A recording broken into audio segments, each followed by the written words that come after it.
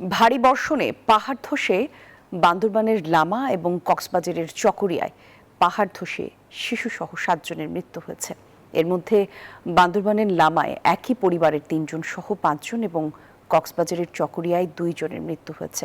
পাহাড়ে বসবাসকারীদের নিরাপদ স্থানে সরিয়ে নেয়ার আপ্রাণ চেষ্টা চালাচ্ছে প্রশাসন। প্রতিনিধিদের পাঠানো তথ্যচিত্র ডেস্ক রিপোর্ট। আনুমানিক রাত 2টা। ভারী বর্ষণ চলাকালে লামা উপজেলার আজিজনগর ইউনিয়নের মিশনপাড়া এলাকায় হঠাৎ পাহাড় ধস ঘুমন্ত 2টি পরিবারের ঘরের ওপর আছড়ে পড়ে।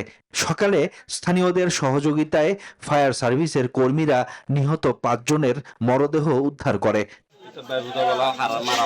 নিহতরা হলেন মিশনপাড়া এলাকার মৃত আদম আলীর ছেলে ইউনুস, তার স্ত্রী রানু আক্তার ও তাদের 4 বছর বয়সী শিশু সোলেমান এবং অন্য আরেকটি পরিবারের নিহত সদস্যরা হলেন একই এলাকার আলী হায়দারের ছেলে জুয়েল এবং তার স্ত্রী কুলসুমা আক্তার।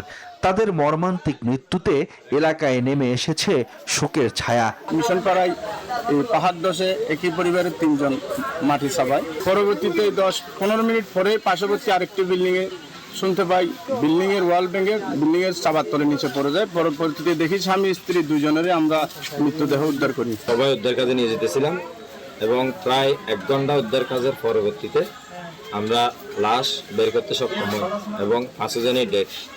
আগামীতে এই ধরনের কোনো ঘটনা যেন না হয় এই ব্যাপারে প্রশাসনের আন্তরিক সহযোগিতা চাই। বান্দরবানে টানা 5 দিনের ভারী বর্ষণে বন্যা পরিস্থিতির অবনতি হয়েছে। বন্যায় প্লাবিত হয়েছে 10,000-এর বেশি ঘরবাড়ি ও ব্যবসা প্রতিষ্ঠান। পানিবন্দী হয়ে পড়েছেন 30,000-এর বেশি মানুষ।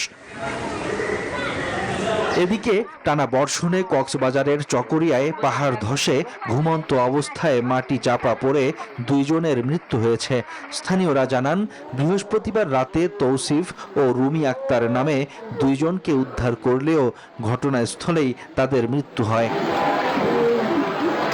অব্যাহত বর্ষণে পাহাড় ধসের ঝুঁকি বেড়ে যাওয়ায় পাহাড়ের পাদদেশে বসবাসকারী মানুষকে নিরাপদ স্থানে সরে যাওয়ার আহ্বান জানিয়েছে প্রশাসন। মাইকিং করেও সতর্ক করা হচ্ছে। Desk report, news 24।